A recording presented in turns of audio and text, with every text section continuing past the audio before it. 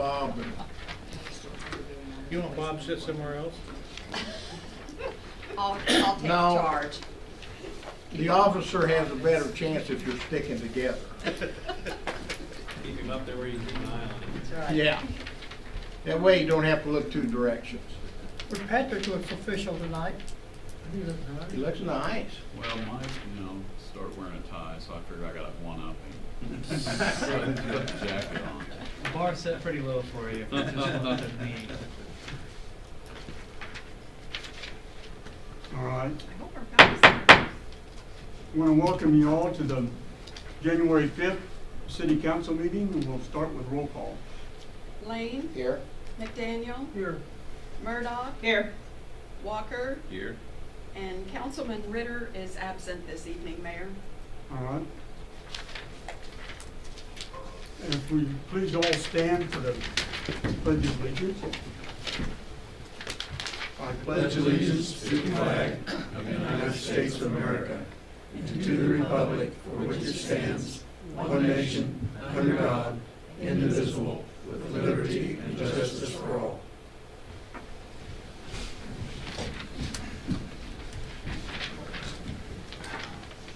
All right, first up, we got the presentation. I contacted him and he was really excited about it and had said he was gonna be here, but I didn't contact him again once I told him the date and time, so. Well, we'll put that off further down the agenda Okay, if he shows up. sure. Okay, first up, consent agenda. Approve the minutes of the council meeting on December 15th. Approve pay ordinance number 798. And approve extension of 2016 mowing contract for the 2017 mowing season. Any questions? The mowing contract, you talked to him and he's okay with? Yeah, we got a hold of him after the packets went out, and he's okay extending his project to next year. Okay. I move we approve the consent agenda. I'll second the motion. Okay, we got a motion and a second. do it.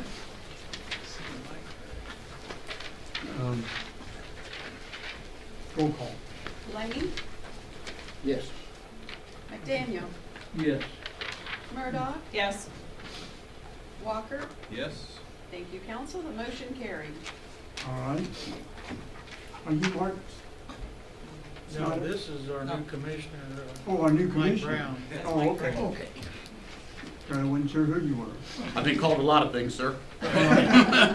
Mark's Go not by. bad. I learned to ignore it. All right, next up is call to the public.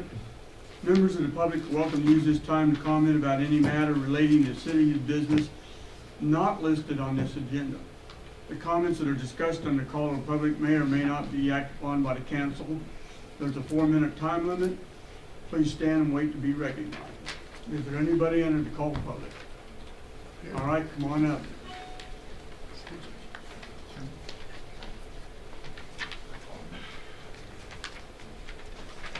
Barrels Room 34055, West Hastings, Texas.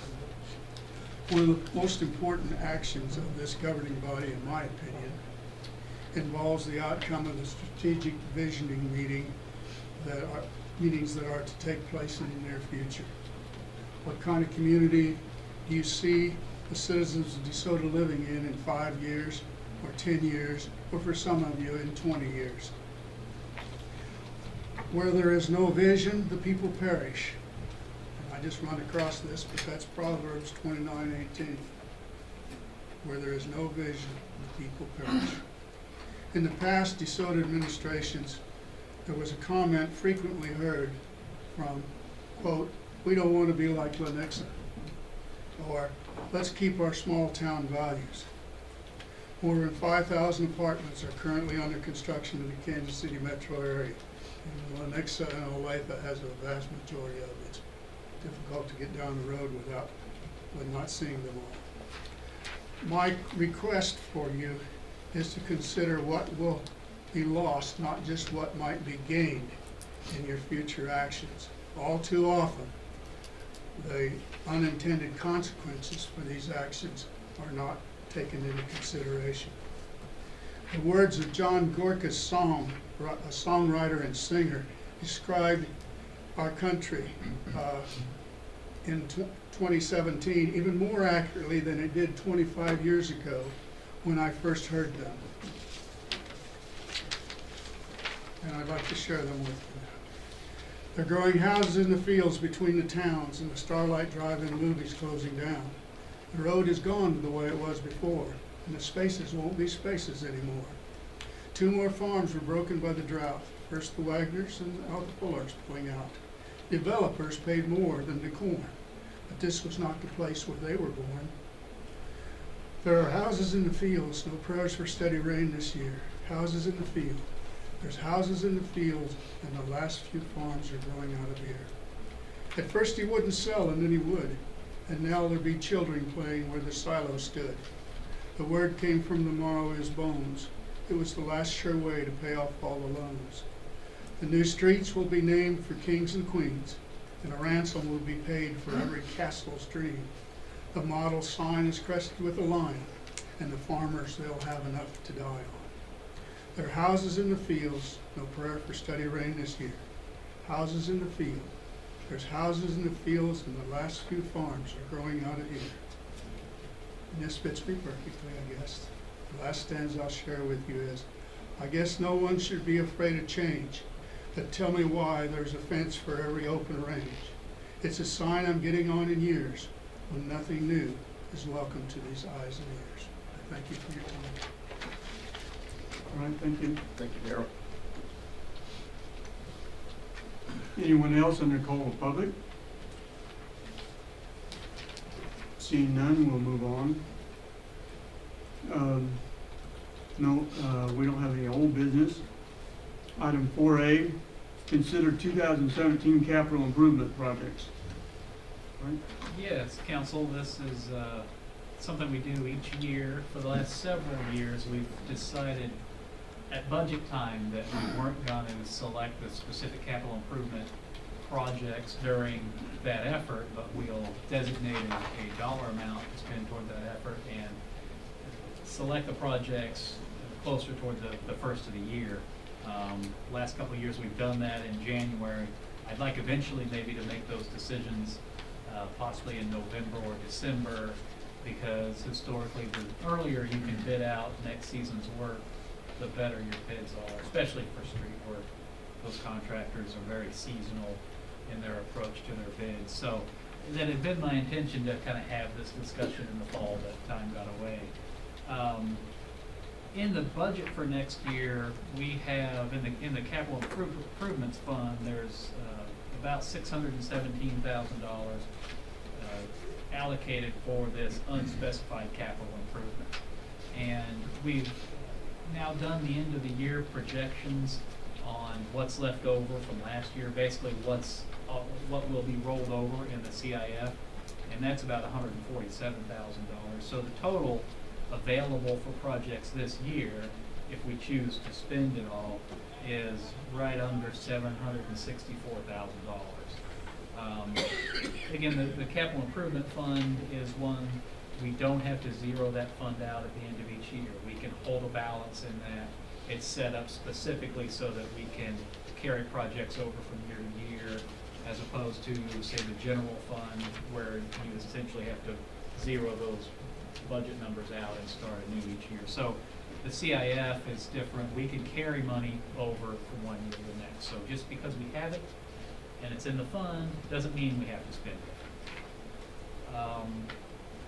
The result of, the $147,000 carryover is a result mostly of some projects that we didn't get done last year. And those are shown in table 2 on the second page of the staff report. We've got a guardrail project on Cedar Creek Road. We wanted to replace rail crossings at a couple of locations in the old part of town. There was a sidewalk down Ottawa Street from 84th to Lexington. And then there's Kaw Avenue, the on-street parking by the new park ground that we have there on McCaw Avenue, those were slated to occur in 2016, but we ran out of time, didn't implement those projects. The other one on that list, second to the bottom there, is phase 2 of the fire station rehab.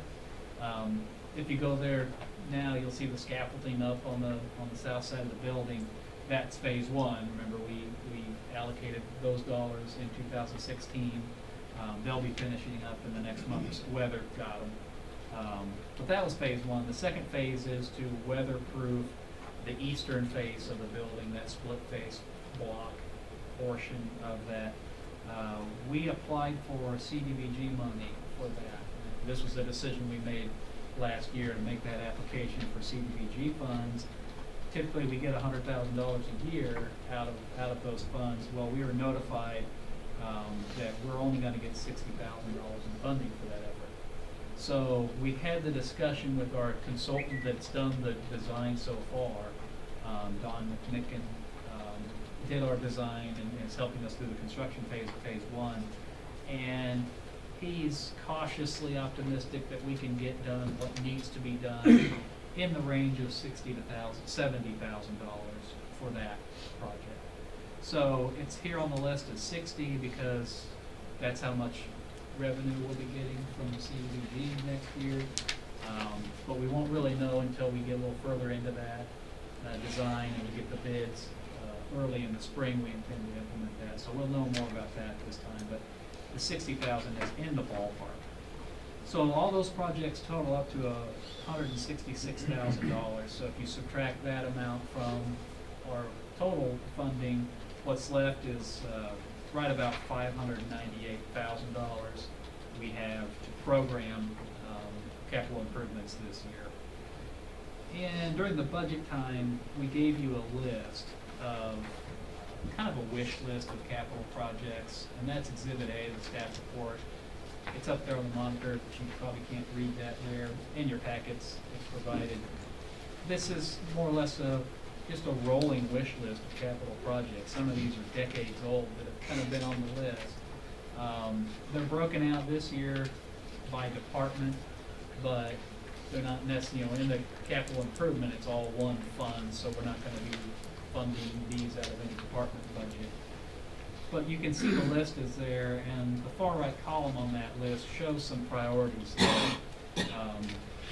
On a few of those, 1, 2, or 3, those priorities aren't anything that the council has discussed, but those stem from internal staff discussions, mostly from department heads about what their desires and wishes are.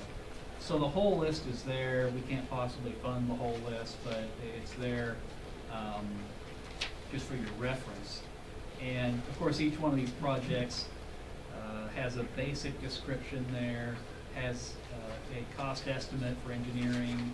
Some of these would rely on funding from outside sources. There's some CARS money projects in there. But it's a very basic description of the concept of the project. There's scopes and discussions to be had about pricing on each one of those that we can have as we move further along toward implementing them. But I think for our discussions here tonight, the cost estimates and general project descriptions will suffice for our discussion. There is a section at the bottom of Exhibit A that talks about vehicle equipment and asset management. We touched on this a little bit during the budget time. This year, in the 2017 budget, we have the front-end loader, the money for the front-end loader. That's essentially our vehicle equipment replacement program for the year. I think if we wanted to add to that, then put really an undue early strain on the 2017 budget that's not really advisable right now. But long term, I'd like to get to the point where we don't have to make individual decisions at budget time, but we have an asset management program that assigns a service life to vehicles, and we come up with a dollar amount that is predictable and duplicatable on a year-to-year basis so that we can budget for that long term, and then have a discussion about which types of vehicles we're going to replace, after we've already decided that the funding is available. It's an easier discussion to have rather than the one where we're trying to decide whether the street department really needs that front-end loader this year. So that's shown on that table. We're developing the program now. We're not ready for that yet. My hope is that we'll have that program, that discussion ready for the budget cycle for 2018. But it's there. It's nothing that we're recommending doing anything about tonight. Just wanted to bring that to your attention. The biggest part of our capital improvement program discussion in past years has been our road maintenance program. And I've laid out, section 3 of the report goes through the methodology and the inputs and the outputs of our road maintenance program. I won't belabor that again tonight, but essentially what we do each year is evaluate the condition of the pavements of our roads and prioritize based on those pavement conditions, with some consideration given to geographical distribution of the improvements and traffic counts and whether it's a major street or a minor street. For the most part, the framework of that maintenance policy has been in place since 2014. We've made a couple of tweaks along the way. One tweak that I'd like to introduce this year is the introduction of a new maintenance treatment called ultra-thin bonded asphalt surface, UBAS.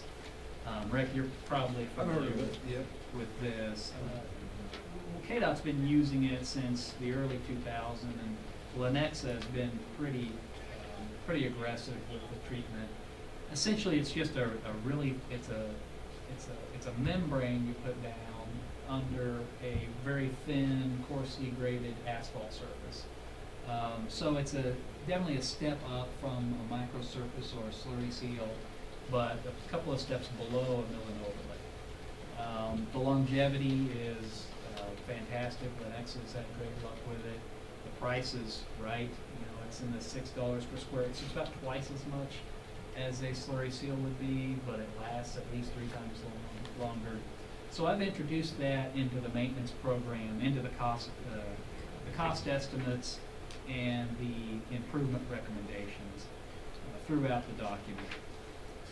The one thing I'd say about the road maintenance program at this point is that we haven't had the opportunity yet to perform the condition surveys for this year.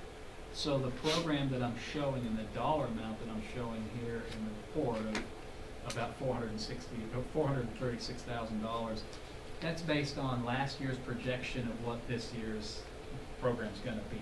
Does that make sense? So last year we had a program that we implemented. At that time we looked forward a year and said this is what the 2017 might look like. I've just kind of taken that and shown it here. If we choose to implement all or a portion of that road maintenance program, then we need to update those pavement conditions and come back with priority recommendations. So those specific road segments that I've got shown, I think there's a little map in there on,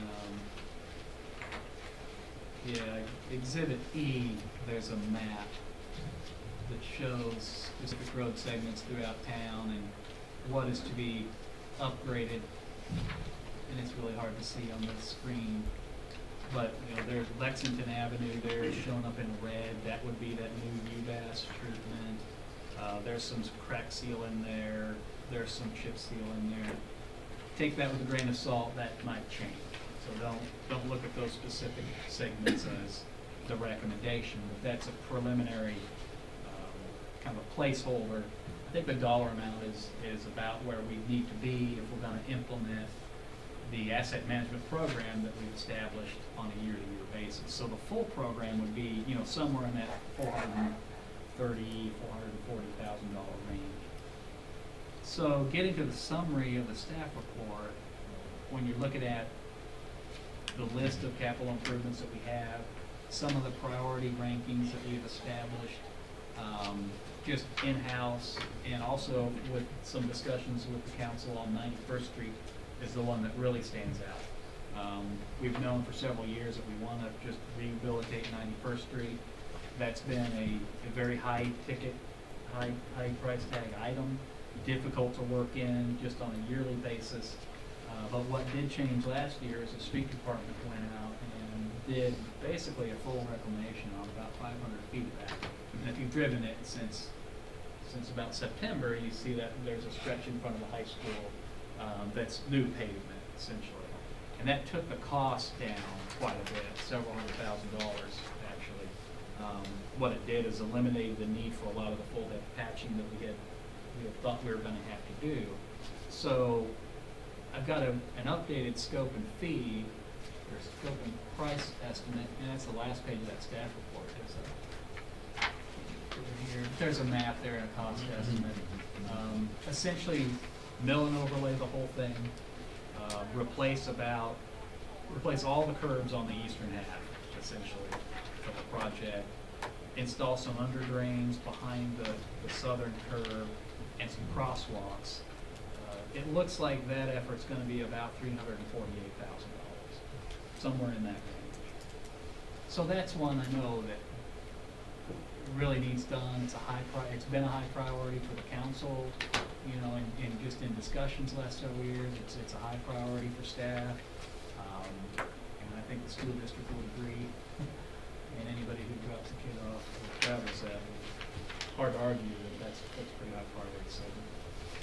So when I got a question on it was on our capital improvement project list years ago, with the bridge over on Lexington over the railroad tracks. yeah, It's in yeah, place. 83rd Street. Yeah. You're right. It's not in here. No, we haven't had that on there for a long time.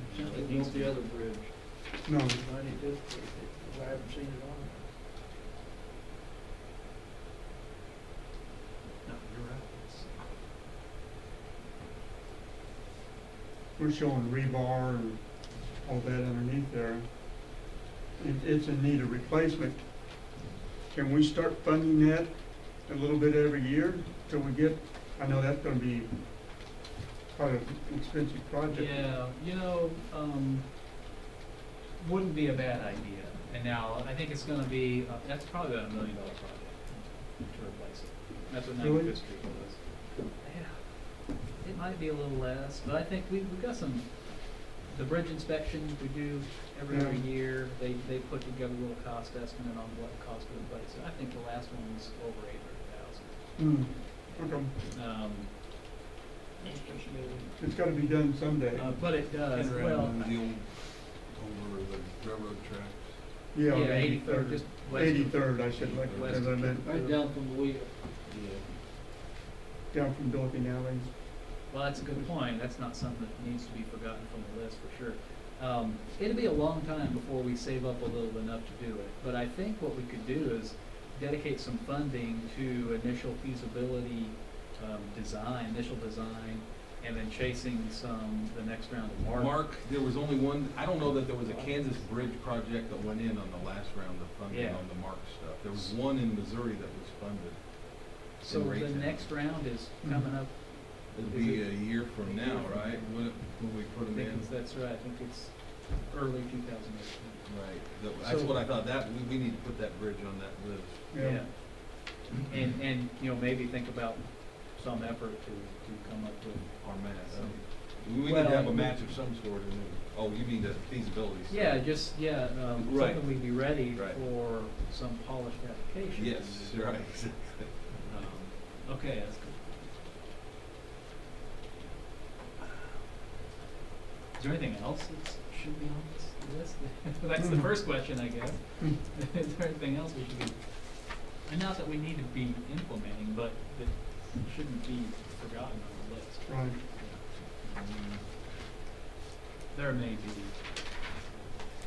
Don't think we have to think of them all tonight, but if you do, let me know. Because the intent is to get just everything on here so it doesn't get forgotten. So our task tonight then is to kind of try and decide, we don't have to decide every project, but, and it doesn't have to be tonight, but certainly by maybe tonight or maybe the next meeting, I'd like to have some direction from you on at least some of the road projects that we would want to implement. And, you know, my thought is, just like every year, all these are estimates, of course. They're not gonna cost exactly what we're showing up here. We might have more money, we might have less money after we do the first priority projects. So maybe what we could do is establish what those first priority projects are, so we can get them designed and out for bid and get bids in here, hopefully this month, for sure by February. Sooner the better on that road work, just because contractors, they just like to get their stuff programmed and bids are cheaper earlier than you get. And then, you know, maybe we could leave some of these decisions for these smaller ticket items for later in the year after we have a better understanding of where our money's going. So the last table on the staff report just shows a matrix of totaling up, you know, some of these projects and where that might relate to our funding level. So for instance, there's project selection options there. The first column, number 1, we would do all $436,000 in the road maintenance project. We'd do the comp plan update, we'd do Sunflower Road, and you know, those last 4 projects, and that's right at about $597,000. Column 2, you add them up the same way. So if there's an X in that box, means we're gonna choose to do that project, and so on. There's a million other ways to distribute these X's, and there's much more, you know, other projects to consider. So I didn't mean that to represent exactly what I want you to select from, but it's a way to get your mind around the topic. The other thing we could do is, the first line item is the full road maintenance program. The second line item is half of that, kind of an arbitrary half of that. We could choose to do, you know, just 50,000 work. I hate just abandoning the program for a whole year. Most importantly, and it's kind of the least glamorous thing that we do, is the crack sealing stuff. The street department no longer has a crack sealing budget just in their yearly annual budget. We put all that money into the CIP so we can program it. You know, delaying, crack sealing is by far the most cost-effective maintenance item that you do. And like I said, it's not sexy, but you know, if you delay it, you kind of pay for it. So I would recommend that we leave at least, you know, a $40,000 to $60,000 item maybe in that for some crack sealing. You know, beyond that, I know 91st Street's a priority. I know that with our with our discussions over the fall with our council, with our visioning effort, we're going to do a lot of things come up that really point toward needing a complete overhaul of our comprehensive plan, long-range comprehensive plan. You know, we want to open up. You know, we want to.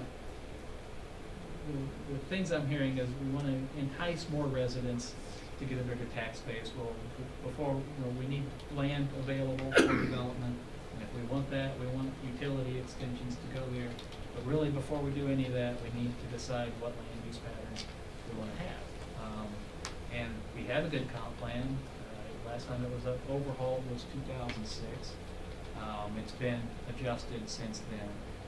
It's got, I think, it's a good plan, but and it might, maybe we just want to leave it just the way it is, but maybe we don't. So that's why that one is kind of on the list specifically. If you have any questions about any of the others, I'll try and answer them, and I'll turn it over to you guys. Well, I think 91st Street's kind of the front door project, I guess. I mean, it's something that almost everybody that comes to town sees most of our, and we've watched the curbs deteriorate worse and worse year after year after year. So I really think it's probably time to do something with that project. The road maintenance, I would agree. I don't think we want to abandon that totally. I think there's probably some space between the half the project and 40,000 that we probably ought to do. And I was thinking more around $150,000 worth, and just to make that more in line with what we've done over the past several years in that area. which would free up some money to do a comprehensive plan update. I think Sunflower Road, that project is the part that we have agreed to help the county with at the park, is that correct? That's right. Right. Yeah, they're gonna hard surface Sunflower Road. How are they gonna get the vehicles to that road? Well, you know, back 7 months ago, I wanted them to help us extend 91st Street on over there or do something because I'm telling you, the traffic's gonna go It's gonna go up down and down. 95th Street and 87th. 87. And here we're talking about 91st Street going in front of them schools, and the blacktop and the concrete has been terrible for the last 4 years, and we've looked at that. Well, the 87th Street's just as bad, and I'm telling you, 470 cars, I've counted them, time and time again, go up and down that street, 87th Street, every single day. That's going and coming. And the concrete was poured the same time the concrete was poured on 91st Street. And you can ask a concrete specialist, and they'll tell you that's the poorest concrete was ever put together. So when these people come, Ricky Park is going to be busy. I'm telling you, that's going to be a nice park. And not just DeSoto residents are going to go there. We're going to have people coming from everywhere, and when they come, they're going to get off of the freeway. And they're either gonna go to 95th Street or 87th Street, because that's the only way to get there. They're damn sure not gonna drive out to Sunflower Village and come all the way down Sunflower Road. So, you know, we're gonna have some bad problems with both of those streets when this lake gets to going, because it's a fishing lake and they can boat on it. So that's something we're gonna be hit with, and they don't want nothing to do with either one of our streets. Park front. So, you know, we have to be thinking about that, or you guys do. I ain't gonna be here. We're thinking about it quick, so you are here. I'm thinking about a road bump out in front of my house. I'm thinking about slowing down a bunch, because the sheriff's office can't slow them down, that's for sure. Well, anyway, you know, yeah, 91st Street needs to be done. We've talked about that for 4 years now, and it's bad. And the guys fixed the curbs with blacktop once, and they fixed some of those inlets with blacktop, but you know what? I looked at that a couple of weeks ago, and that's coming apart. They can only do so much, so. I hate to spend $340,000, but we're gonna have to do it. Yeah, I mean, we could conceivably, I would hate to do it, but we could phase it and do the curb work 1 year and then the mill and overlay the next year. I mean, it could be split that way, and it would be somewhat logical, but then you'd end up with this patch, you know, temporary patch strip in front of the curb repair, you know, the new curb that we'd be dealing with, and probably the biggest issue would be during the winter time and snow plowing, and you'd probably have rough edges that you'd catch plows on. So it would be much better if we were able to tackle that all at once. Yeah, we also look at doing just the part that's there now, doing the east half of that in front of the high school, and then the west half out the rest of the way. The trouble is, all the curb work is on the east half, so it's the majority of the dollars are right there.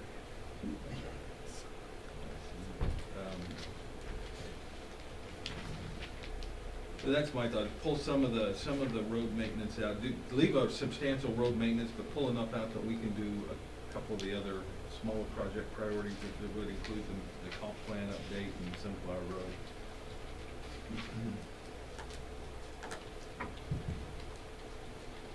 Well, I was in hopes when we raised the mill levy 2 mills, 4 years ago or 5 years ago, we did that so we'd have more money to spend on the streets. And I was in hopes that we'd have enough money at some time or other to do 91st Street, but we have, you know, we've really done pretty good about our streets, about what the guys have done to it, what we had done to it.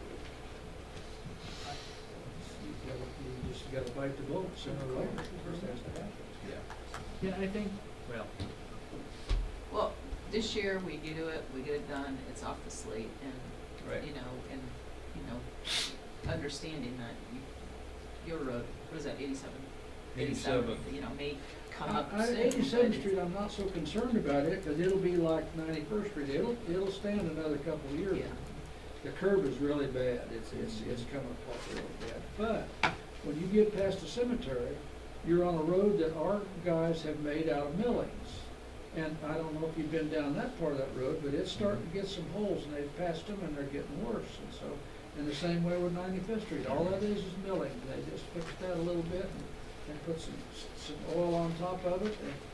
And so, a lot of traffic's gonna tear those roads up. I just can't do nothing but tear them up.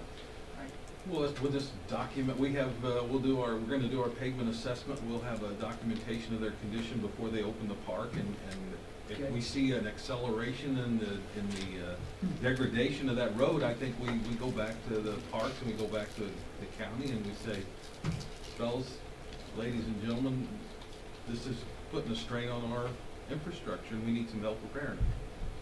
Probably won't do any good. Well, we're gonna have to do it. And then the other Maybe. You can always ask. Right. You should ask. We can't help you if you don't know what you need. The other thing that's sort of in a longer range plan is the extension of 91st Street out to Sunflower Road. That's on the CIP list, sort of in out years with help of some CARS money. So that's in discussion. That's $1 million. Yeah, it's a lot, yeah. You could do a benefit district. It may be the time before we're ready to do it, it may be a development that drives it and we'll cover a big chunk of that cost, and we just don't know what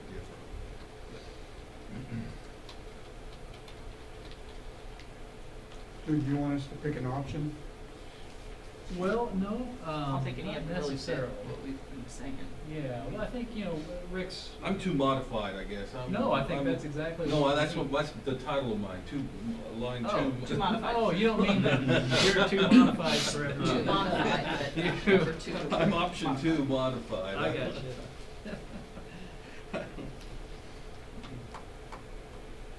Maybe option 4 modified. Or 4 modified, yeah. Combination. Yeah, so we withhold $150,000, So keep some item. We do road 95th maintenance Street. in. Keep I think that gets 91st me, if 95th, we, are you gonna do 95th? sorry, no, 91st. 91st. That's great. If we decide nothing else tonight, that gets me really what You're I gonna need. do the design of 91st in-house though, right? Yeah. I mean, it's It's just, right. it's a curveball. Putting Yeah. a plan sheet together that outlines what we Mhm. want. And what Yeah, about so- the sidewalks? Do we want to keep sidewalks going this year? It's another one of those, you We're need gonna to do stop auto it. this Yeah. year. You know. That, we let that go from 84th We Street. did, and That that's, needs to be done because that was our thoroughfare Yeah. from one side of town to the other. Right. By So putting The that one in. thing that I did think was if we took that, said that was our sidewalk project this year, then we Yeah. don't do another 20,000 in sidewalk. That Yeah. becomes our sidewalk right, project. and it's this year. masked by the fact that we didn't do it last year, Right. but we did the CDBG sidewalk Right. stuff. Okay, that's Right. cool. Some That's good sidewalk then. effort. I just don't want to see it get skipped and Right. then, It oh, well, is, we'll you know, skip the- it again and, The assumption is we're doing that. Yeah. Those on that table 2, we're doing those projects. Yeah. Those are programmed in. Unless you don't want to, then we won't go. I like it when I hear a citizen say, how come you're doing this? I love it.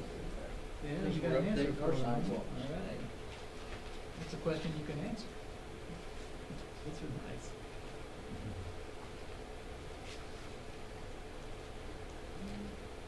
Okay, well, so what I'm hearing is, let's get going on 91st Street. Let's get the road maintenance program, let's get priority, let's come back with $150,000 worth of what we think we wanna do, and then we can bid those projects out. And then, we could have further discussion about specifically what's left. Sunflower, do we want to commit to some of these now? I mean, we'll be adjusting it as we go anyway. So if you want to leave it at that tonight, we can leave it at that tonight. Well, have we heard anything more about, like the Sunflower Road, the county's gonna drive that, right? Public Works, so Yeah, I'm assuming that they will have that on their construction this year, but I assume too, but it's. I get, until we hear from those guys, Right. we wouldn't actually commit that money, right? True. Yeah, we're not going to give it to them until. Right. Do it. and then we might make a mark for it. The only other thing I would mention is that the very last item of rhododendron for the Parks Department. Well, we can make the decision later. but. You really want that? Well, no, I It mean, looked like it yes, was in a lot of Jay sure does, options. but, Jay would want to get started on getting bids and getting that piece of equipment acquired for the very early spring season, so. If we decide that next meeting, that's For the ball field. yeah. And how Where, priority is it? I went to, where's this guardrail on Cedar Creek at that you're? It is, there's a box culvert just south of 88th Terrace, what's the, 88th Terrace. Okay. There's about 300. 85th and 88th. That's right, it's just south of 85th. The first one's 85th, right? Yeah. It's just south of that, about a The couple next- hundred feet. Oh, okay. That's where So it's down where the road dips there, and it's got the through, whistle through there on both sides? that's a big box culvert, it's like. Right, right. 12 feet Yeah, tall or there's something. nothing there, yeah. That's- Okay, okay. Yeah. Thank you. Okay, anything further, or do I have the direction of the council? I agree with the direction that you're talking Okay, Yeah, about. I'm very good, with it. all right. We'll pick it up again later, thank you. all right. Moving on, item 4B, consider authorizing repairs to street department backhoe. Oh, yes, council, the backhoe used by the street department is a 2000 model, and the hydraulic control valve assembly has been leaking hydraulic fluid for several months now. And it needs a complete rebuild, which means it needs to come off the machine. Trouble is, the whole cab needs to be lifted up to get this thing off, and that's not something we can do in-house. So we've got an estimate from Murphy Tractor to do the work. It's about $5,600. It needs to be done. Really, the only other option is to buy something new or lease something else this year. The tractor's not that bad a shape to be It's- now, is it? It's getting there, but Yeah, I mean, it's 2002 model, but the hours aren't terribly high on it. It's got several years of good service life left. So I definitely think it's worth doing. I just need your authorization to spend $5,600 on it. If you're agreeable, if you could make a motion to do that, I'd appreciate it. I'll make a motion, we authorize spending $5,597.32 on repairing the backhoe. second that. We have a motion, we have a second. Any further discussion?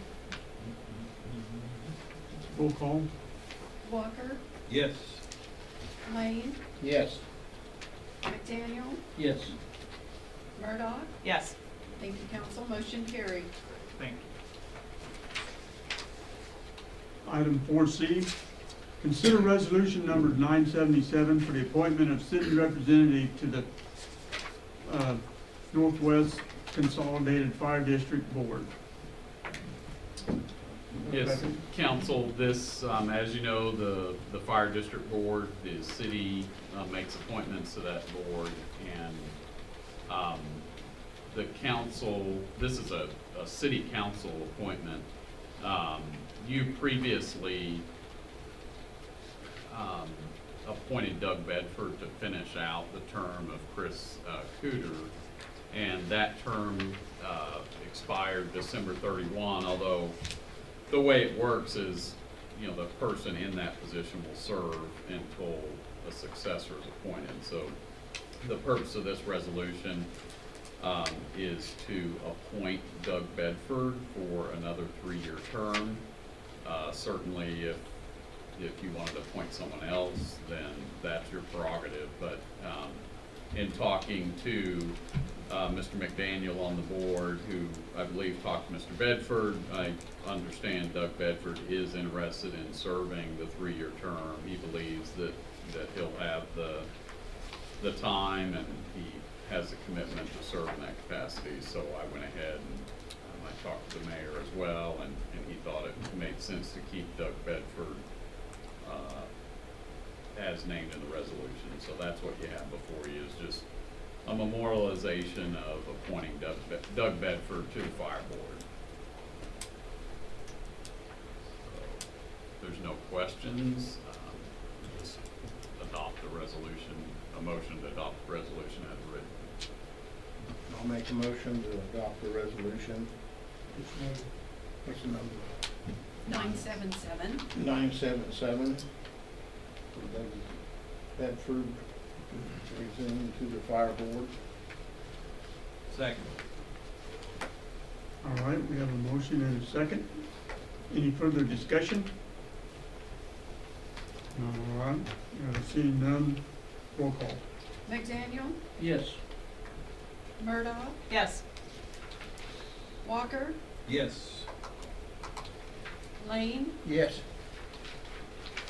Thank you, council. Motion carried.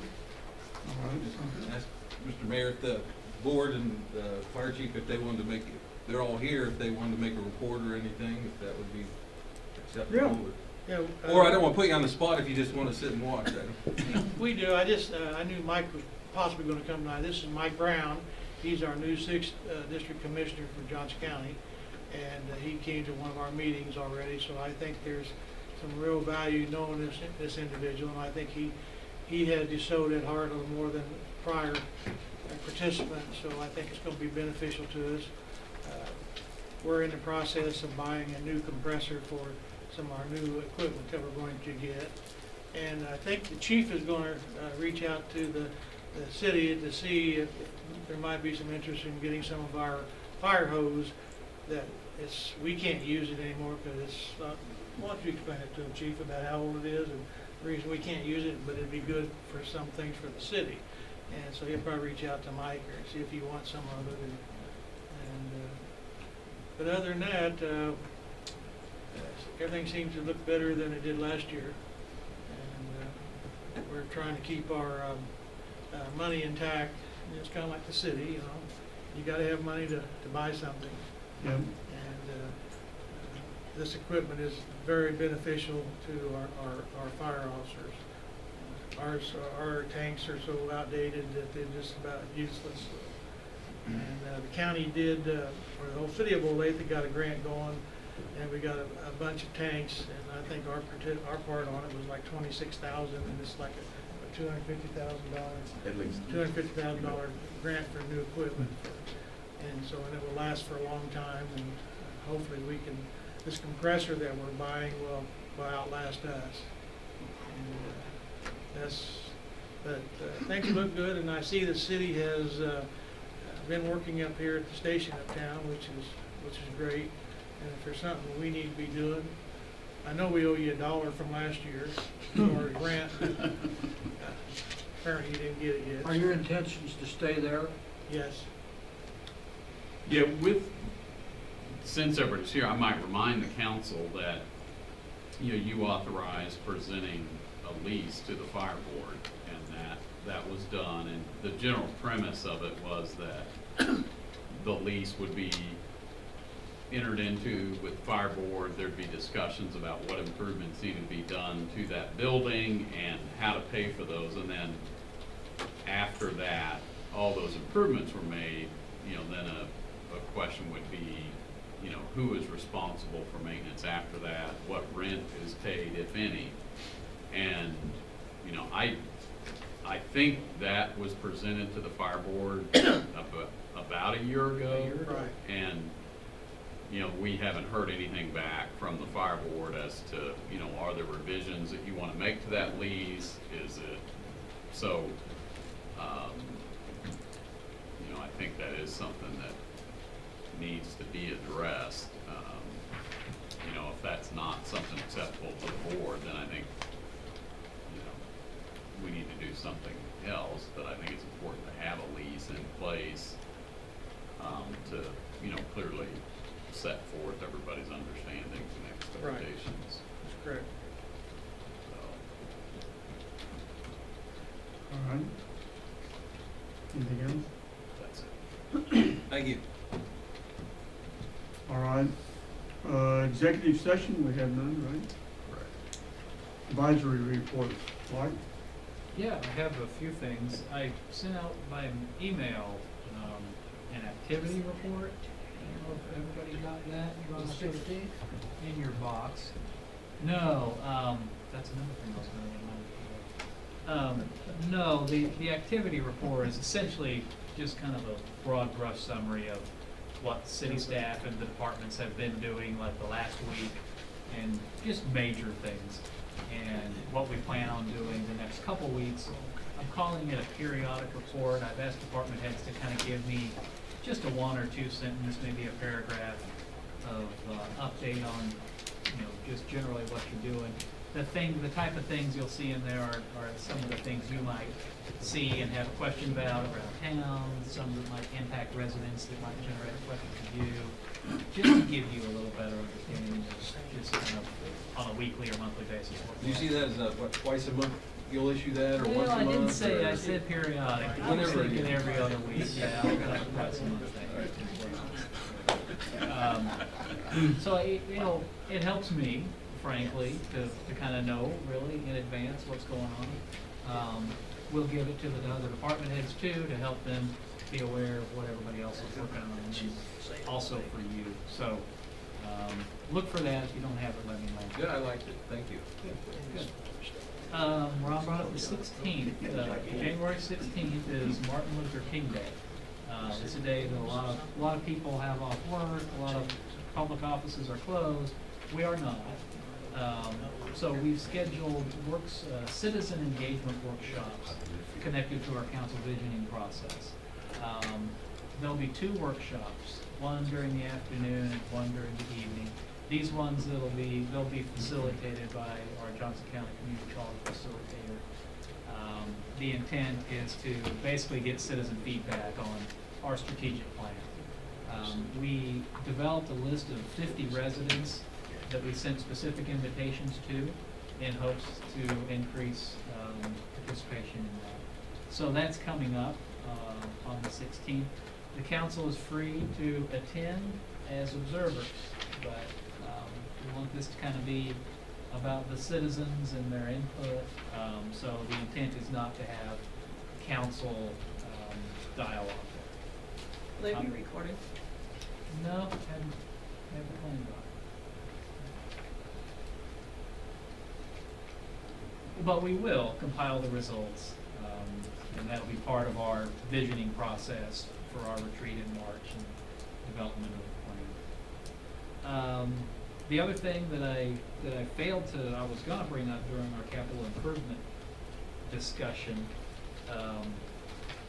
we had a talk a couple months ago about the Lexington Avenue traffic signal, and Rick helped me out with this memo, just some options to handle that left turn movement situation that we were concerned with. People with the dip now being fixed, people are coming through that intersection eastbound way faster than they've ever done before because they don't have to slow down for the dip. And so it's caused some concern for safety with people turning left there. So Rick's put together this memo with a couple options and some cost estimates. We're not really ready to pull any trigger on it yet, but it's enough at least now to have a conversation with KDOT. In general, they involve adding left turn signal heads to all 4 legs of the intersection, so that we'll have dedicated turn arrows where appropriate. The different options involve what we're gonna do with that eastbound leg that comes in. And the eastbound leg is the westbound off-ramp for K10 that loops around and enters that intersection from east. The problem we've historically had is KDOT says that's 1 lane and 1 lane only. Practically it's so wide that people use 2. They don't really know where to come up to the intersection if they're turning left or going straight or turning right. And so a big part of figuring that out is some striping on that lane. One of the options has widening that lane too. So that's kind of part of the equation. I just wanted to get that in front of you. Had intended to look at that during the talk about the CIP, but I forgot to do that. So I made the copies. I thought I'd give them. So they still don't wanna widen that enough where we can have arrows going left and right and straight ahead? Well, our argument has always been that it's plenty wide right now. We just need to stripe it. Yeah. And KDOT, I mean, to their defense, it's a 16 feet wide before it gets to as you come around, between the white edge line and the curve is 16 feet. That's not wide enough for 2 lanes. But as you get to the intersection, it flares out. And so if you're in a car, plenty of room for two people, you know, two cars would sit side by side. But KDOT's been very reluctant to strike it that way, because they don't consider it too. They're pretty reluctant just to fixing the blacktop coming off and all those are Well, bad. you know, I think, and Rick and I had a discussion that, you know, we're not gonna ask them to do anything. You know, this is gonna be our project, we'll do Yeah. it, but we need their approval to do anything on that off-ramp. And so, you know, I think if we decide, when we decide we wanna do something, we'll present it to them for approval and see if they'll approve some striping there at the intersection. See where it goes, but we've been told no, I think twice before. When you, in an intersection like this particular one, and you take a single, I mean, you see this all the time on and off ramps like this, and you come to the stop sign, is it legal to make your own, you know, like if it's an obvious single lane one and a car, I mean, is that something in, like in this one, that people can be ticketed for being in the wrong lane and turning? Yeah, They're they're using- it's more than, it's only one lane, they're making an extra lane there. By going up, you know, because you see that all the time, they come from way back here and they, you know, and, Oh, they wanna turn you know, right? guilty, you're turning Yeah. right, just like they do here, and that's part of Yeah. it, except for ours to go through too, when this one's turning left, they come around it. And it's not really a legal move, is that correct? It's I not mean, legal or it's illegal? It's illegal, isn't that correct? Yeah, improper driving on lane, Yeah. right. I mean, that would be one thing that would stop some people, they're sitting there getting tickets every time they Yeah. look around them like that. Not for a long I time, don't but, you know. understand why the state don't wanna work with us on this. I just can't. I wouldn't characterize We it spent that a way. ton of money down there in the last 2 years on the street and on the raising the railroad tracks to make it safer and better for people to drive on, and then they keep fighting some right turn thing, and I think it's wrong. I guess we need to see our congressman on that. And it I just- think Maybe what I'll we just need to call. we need to go back to KDOT again with a plan, once Yeah, we've like all you're had a saying. chance to look Yeah. at it. and look at them and see. And we'll have another meeting and then, Okay. come up with the. Yeah, I wouldn't characterize it like they're fighting us on this, or they don't wanna work with us. Right. We've asked, you know, and they've told us no. That doesn't, They're didn't broke, seem like a aren't they? fight to me. And the reason for no is. Mike, It's technically it's one lane. One And lane we, just off. because it flares out at the, right at the intersection, it doesn't mean. This governor's money, we just want to approve. Yeah, I can see. I aren't they must broke? agree. Hey, Mike, aren't they broke? I'm sorry? The state's broke. Oh, the state's working just fine. There's nothing broke about the state. Sun's still shining in Kansas. Well, like Ron says, they're like, Yeah, because it is getting bad, getting up on to go east. okay, that was all I had. That's it. That's it? Patrick? Yeah, just briefly, you'll recall about a year ago, I worked with a guy named Shane Land that I think some of you know here in town with working with the property owner of the outpost. Shane Lamb acquired that, and he signed a letter that I prepared indicating that he would address any code violations within 90 days of him taking possession of the property. That hasn't happened. He's indicated that, you know, the property was in far worse shape than he understood it to be. But in any event, this week he came and talked to me, and I guess he's moving to South Carolina. And so he just wanted to know the city's position. He has a buyer to buy the property for the exact price that he got the property for. So he's not making any money off the transfer of the property. But he was just asking what the city's position would be, and so I did prepare a letter to send to the person that wants to acquire it, just asking if they would sign the same letter that he signed, indicating that within 90 days of taking possession, that all those code violations would be addressed. I haven't heard back from this person. It's the gentleman, I believe his name's Eric Mio with Diversified Roofing, is who was talking to him about that property. So I just wanted to let you guys know that. I mean, I don't think we really have a whole lot of control. Obviously, we could start hitting them with code violations, but, you know, the plan that I had was similar to Shane Land, that we would, you know, sort of let him get, you know, acquire the property and then within 90 days rehab it. My understanding is that's going to be his office, so the thought would be that he's gonna do that anyway, since he's gonna move his business into that space, so, really, I just wanted to let you know about that. If you have any, you know, issues with that, then certainly let me know, otherwise I'll just proceed, with trying to get that commitment from him. Oh, it would be nice if they, I mean, if after 90 days, we may have to do some Yeah. code, because, I mean, the buildings up there, that's the worst looking one, it's in the worst shape, Yep. there's reasons for it, and, you know, it's hard to promote doing things downtown when you've got a brand new business owner that isn't doing what needs to be done, so I think we do. Yep. I'm okay with the 90 days, but then we need to kind of start hitting it, or we're just never gonna get anywhere down there. All right, anything else, Patrick? That's it. Lana?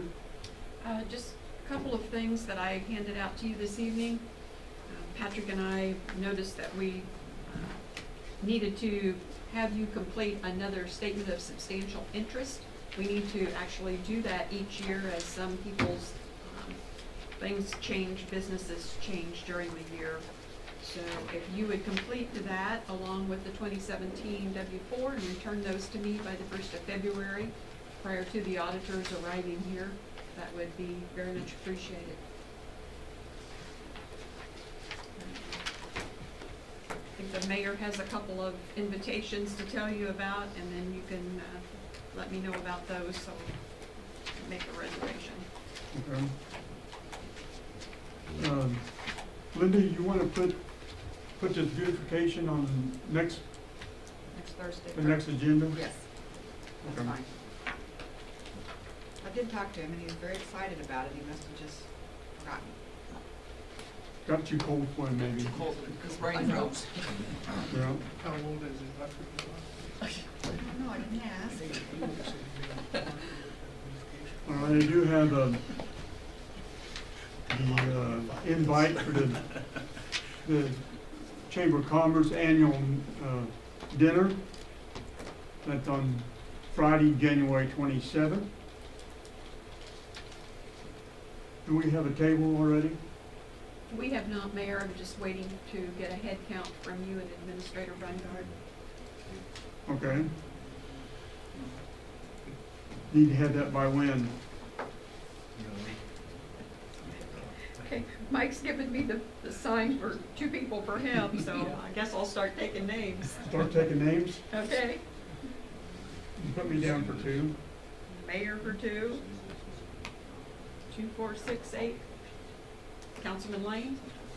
10 at a table, right? How many is a table? 10. How much is a table? That's the other. 360. Oh, well, that's practically given it. Councilman McDaniel? No. No. Attorney Reevy? Remember, is this free beer? Yeah, I think. No, we didn't. I'm not answering that question. Put me down. That's thinking.